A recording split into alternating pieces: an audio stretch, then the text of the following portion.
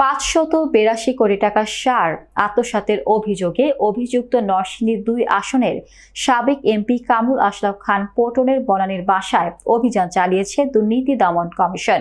বুধবার দিবাগত রাতে এই অভিযান পরিচালনা করে দুদক। তবে এ সময় কেউ গণমাধ্যমের সাথে কথা বলেননি। এর আগে 2023 সালের 26 নভেম্বর দুদকের ঢাকা সমন্বিত জেলা কার্যালয় 1-এর উপপরিচালক মোহাম্মদ রফিকুজ্জামান বাদী হয়ে সার আত্মসাতের অভিযোগে মামলা করেন।